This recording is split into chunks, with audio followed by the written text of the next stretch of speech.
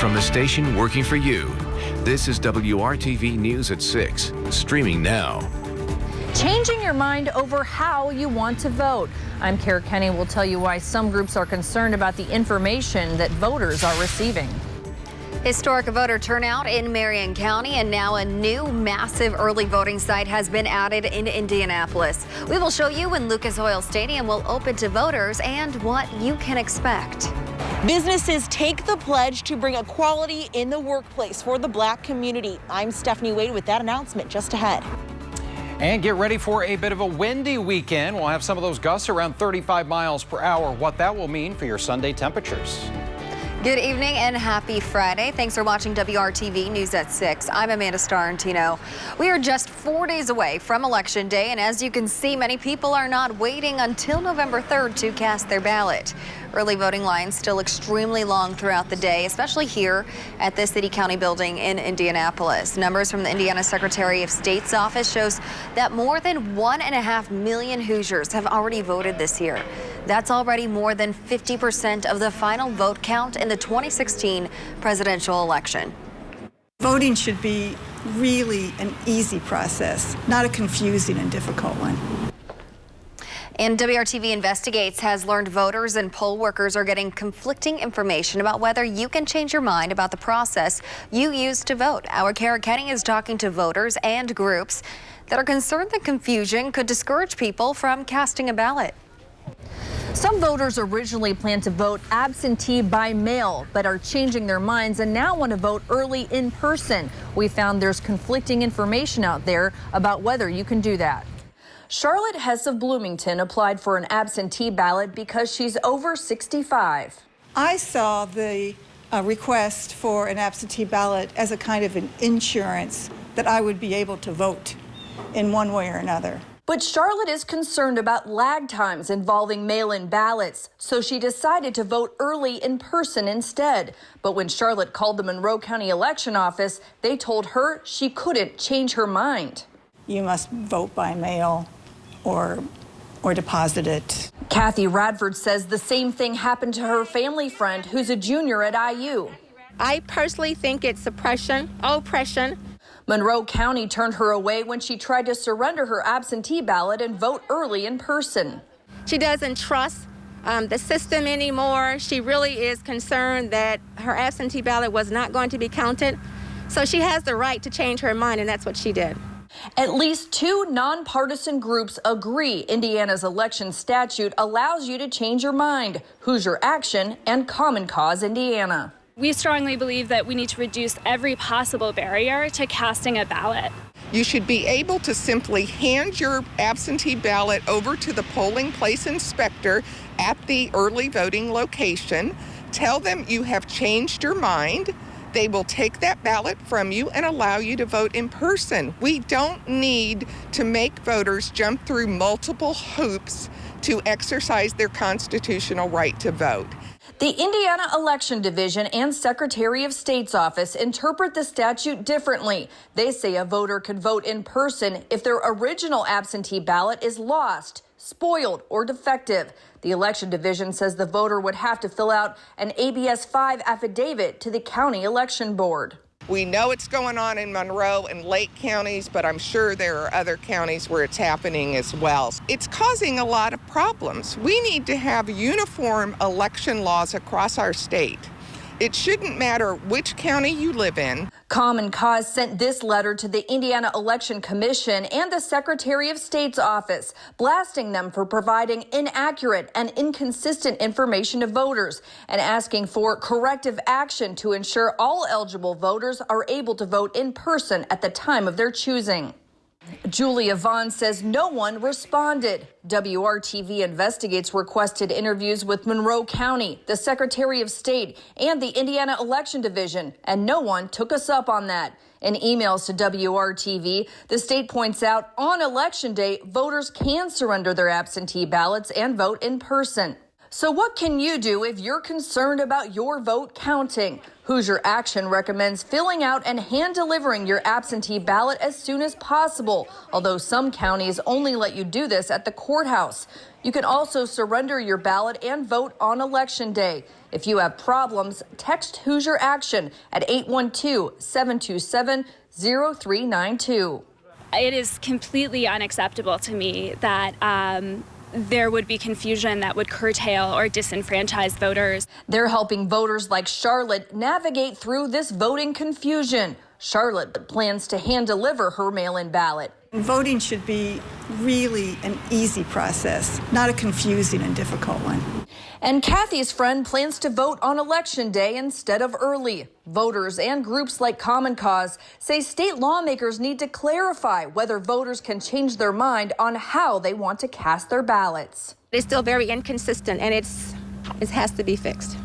Common Cause Indiana has set up an election protection hotline at 866-OUR-VOTE. Working for you in Bloomington, Kara Kenny, WRTV.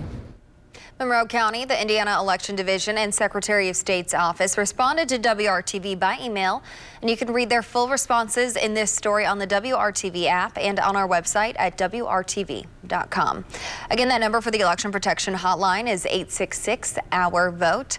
The Lawyers Committee on Civil Rights under Law and Common Cause helps staff the hotline and can answer your questions.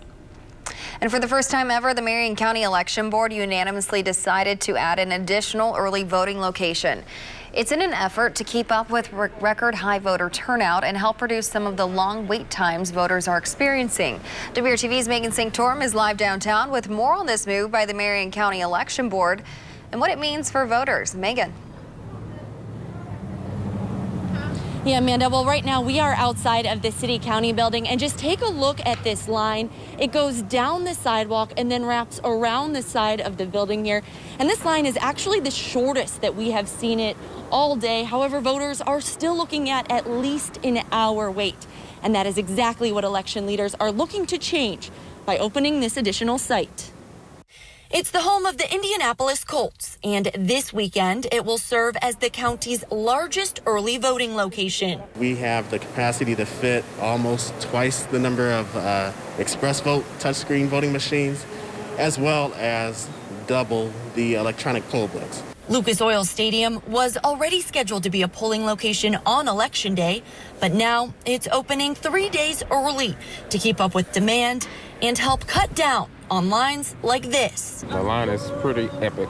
Waited about 4 hours, got here about 8:15 and just finished up. Voters exercising their constitutional right should not have to wait this long. Indy Democrats saying it's a much needed move. Oh, I'm relieved. This is something that even the other side would have to get behind with these lines. Indy Republicans were not available for an interview this afternoon, but say they too hope this reduces wait time for voters. We are all thankful that the board members unanimously agreed to approve this site due to its size, it's centrally located, and the parking. There will be around 1,200 parking spots for voters, and here in the South Concourse, there are 56 machines set up and ready to go. That's more than any other location. Wish I would have known about it before. No, I think it's great. I think the more access you give the people is really important, especially right now. What really can you do? Because nobody ever expected this. This is something that's unique because we never had such a high turnout. The clerk's office with this message for voters when asked why additional sites weren't opened sooner. What I'll say is thank you for your patience. Our voters have been extremely patient during this early voting period, and hopefully this site will alleviate some of the wait that voters have experienced to this point. Lucas Oil Stadium will be open for voters from 10 to 5 on Saturday and Sunday. And if you want to come cast your vote tonight, the clerk's office here at the City County building will be open until 9. Working for you, Megan Sanctorum, WRTV. And don't forget, if you are voting by mail, your completed ballot must be into your county's election office by noon on Election Day. Again, that's November 3rd. That's Tuesday. At this point, you don't want to mail your ballot back if you have not sent it already. There is not enough time. Instead, you can take your ballot to the county election office in person and drop it off to make certain it's in on time. On Tuesday, it's Election Day Live here at WRTV. We are looking at key races, analysis, and results when they come in. Look for us on the WRTV app on streaming devices such as Roku, Apple TV, Fire TV, and Android TV. We'll also provide you live results throughout the night here on WRTV with a complete wrap-up on the news at 11. An update now to a story WRTV investigates broke Thursday. A drug testing company subcontracted by the Indiana Department of Child Services says it has fired 2 employees following an investigation that found workers falsified documents. Tomo is based in Missouri but has an office in Indianapolis. The company's internal investigation found 2 employees falsified phone and text documentation involving drug tests. The Department of Child Services uses drug screenings for many types of court cases including juvenile delinquency matters, child in need of services, and termination of parental rights. Essentially, the workers said they had contacted people to drug test when they in fact had not. Tomo is calling it an isolated incident and did not find any tampering with specimens. The Delaware County Public Defender calls the situation, quote, horrific and concerning because judges have used false evidence to make decisions. I think they should be examined for violations of criminal law as well. This is just a horrible thing to do to anybody. The concern is one of those employees worked for 2 or 3 months, but the other employees worked there for 3 years. What if a parent's rights have been terminated to a child in terms of, in part, the judge relied on false evidence, and then that child has been adopted? How do you unring that bell? Delaware County Public Defender Kelly Bryan says criminal charges may be in order for the workers who falsified test results. An audit is now underway to determine how many court cases in Indiana may be impacted. And for the second day in a row, Indiana has exceeded 3,000 additional COVID-19 cases. The Indiana Department of Health reports 3,205 additional Hoosiers have been diagnosed with the coronavirus. So far, a total of 175,893 people in Indiana have had COVID-19. The state confirms that 26 more people have died from the coronavirus. 4,050 Hoosiers have died with COVID-19 since the pandemic began. Now, out of the more than 1.6 million individuals tested for the coronavirus in Indiana, 10.4% of them have tested positive for the virus. That is an increase from a 10.1% cumulative positivity rate that we reported on Tuesday. Allies make statements, but accomplices take action. Accomplishship. Don't worry if you don't know what that means, because we're going to show you and you'll find out why it's becoming an important movement in Indianapolis. We are bundled up on a fresh Friday night as it is week 11 of the high school football season. I'm Brad Brown at Marion University. We're catching up with one of the area's unbeatens as we get set for the sectional semifinals. And it's a chilly evening. It's going to be a cold night. We've got a freeze warning from Richmond to Seymour. We'll talk about how cold temperatures get tonight and when we'll start to swing in a warmer direction. You're watching WRTV News at 6. Welcome back. The president of the City County Council has declared today as Indy Accompliceship Day. Don't worry if you haven't heard it before. It's something new, recognizing businesses' commitment to equity for the Black community. WRTV's Stephanie Wade explains why leaders felt it was necessary to create such a program. On the heels of the Black Lives Matter movement, people have raised their hands saying they stand in solidarity with the Black community. They want to be an ally. But now what? 10 Indianapolis businesses have taken the pledge, promising to take actual steps to bring equity in the workplace. Part of what we've noticed is there were a lot of Black Lives Matter statements, but then corporations needed to know what the next step was. A declaration. It is an ongoing pledge that furthers our commitment to improving the Black community. Accepted by 10 different businesses today. And whereas an accomplice will provide equitable opportunities for Black people to be hired, mentored, sponsored, and promoted to meaningful work. It's access to the boardroom, starting at corporate board members. Do we have black corporate board members on these corporate boards? Do we have black people in C-level positions in organizations, even at the director level? When we're thinking about contractors, are we thinking about black prime contractors as opposed to just subcontractors? The Indy Accomplishment Business Plan, led by Black Onyx Management, Inc., focuses on 4 pillars, diversifying the workplace, workforce, marketplace, and community to decrease the black-white pay gap for similar roles, increase black people in leadership roles, and money spent with black vendors, pushing companies like Penske Entertainment out of their comfort zone and strive for more accountability. The recruiting of the diverse talent and their retention and development within our organization, working with diverse suppliers and identifying WBEs and MBEs, and particularly black businesses that can be helpful to us as we conduct, our races and our events at the Indianapolis Motor Speedway, but across the series. Penske among Downtown Indy Inc., Indiana Sports Corp., and local ad agency MKR. We provided marketing services, strategic support to help local black-owned businesses thrive. This entire service that we're doing is pro bono. We are not charging a nickel for it. Businesses big and small can play a vital role, they say, in addressing systematic racism and to make real, equitable change. And I feel like there's many members of the African American community that could come into motorsports as a whole and transform it to something even greater than what it is today. It is important because those folks out there represent not only potential fans, but they represent potential drivers, potential winners of the Indy 500. Stephanie Wade, WRTV. The organization will conduct quarterly check-ins, community introductions, and provide ongoing support. To learn more how to get involved, visit IndyAccomplishship.com. Kyle.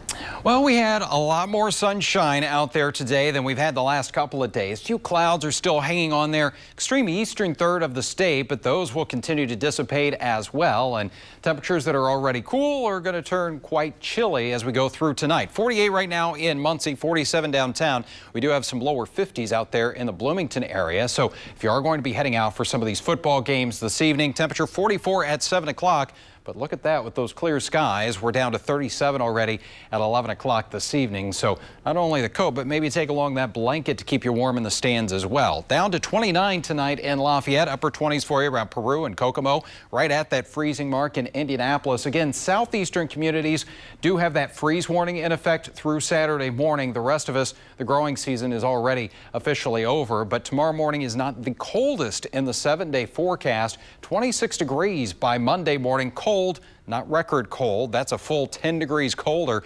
16 the record as we get into early next week, set back in the early 1950s.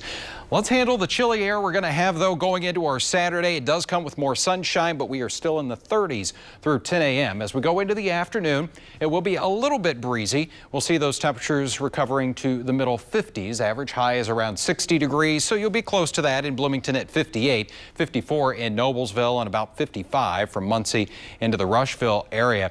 Looking at your Saturday evening and Halloween plan forecast here. Not bad, really. Last Halloween, we had a trace of snow, so we're not going to be dealing with anything like that. 50 degrees at 7 o'clock. There's a little bit of that south breeze. The winds will kick up, though, on Sunday. Steady wind, 15 to 20 miles per hour. I think we will see regular gusts, though. That'll be around 35 miles per hour, and that's going to take temperatures that start off in the middle 40s in the morning into the lower 40s and upper 30s as we get into our Sunday afternoon. Maybe a brief shower here on Sunday early in the day as well before those temperatures start to fall. There's that 26-degree low on Monday. We'll recover, though, pretty nicely by Election Day. We're in the upper 50s here, and this is a dry forecast right on through the end of the next 7 days, and temperatures that are really looking pretty good as we get toward the middle and end of next week, approaching 70 next Friday. But out there this evening, Brad Brown is standing by and all bundled up because it's a little colder than that tonight, Brad.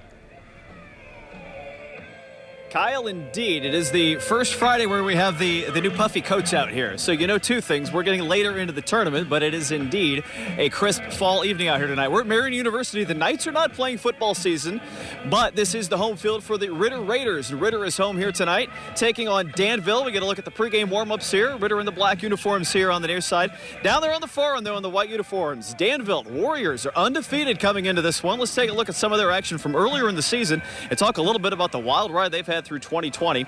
Week 2, Danville had a game canceled because they had some players on their team test positive for coronavirus. Week 3, they had a game canceled because their opponent had some positive tests. Just last week, their sectional opener was canceled because the manual team they were supposed to face could not field enough players to play in that game. So, by the time they get here to week number 11, they're only 7-0, but they're undefeated to go with it. Had a chance to talk earlier this week with their head coach, Jamie Comer, about just what this has all been like over the course of these last few weeks. They've honestly done everything that we've asked in terms of wearing masks and distancing when they can, and we spray all their stuff down after every practice. So our kids have been great at following all the protocols that we have and the school has. But I think losing those first couple of games kind of showed them just, this is real. I mean, this could happen. And even now in the playoffs, we've seen schools around the state that have had their years done. And we don't want to do that, obviously, but some of that stuff's out of your control, too. Danville's one of 15 unbeaten teams left in the entire state. Here's a look at that list. A couple of those teams are going to be playing head-to-head over the course of the next couple of weeks, potentially, so we'll see how far that one dwindles down as we get into November. The Class 6A sectionals get started tonight. That includes another of the unbeatens. That would be number 1 ranked Center Grove. CG's making a trip to Columbus North for this first round of the 6A tournament. 9-0 going in. The Trojans are the favorite in the big school division. We will see how they're able to manage that coming through this first week of their postseason. Now, we're just getting started with the football tournament. A couple of the other fall sports tournaments, though, are reaching the end of the line, and those are getting started actually tonight with the soccer state finals. A couple of games going on up at Grant Park in Westfield. They will continue tomorrow with 4 more games at Fishers High School. We got a bunch of area teams in that park. Tudor, Guerin, Noblesville, Covenant Christian among the teams there. We wish them all well going forward. And we've got some college football coming up for you tomorrow here on WRTV, a triple header that includes Notre Dame at 3:30 and Ohio State at 7:30 tomorrow night. We'll see you then. Time for another break. The news at 6 continues on this Friday evening next.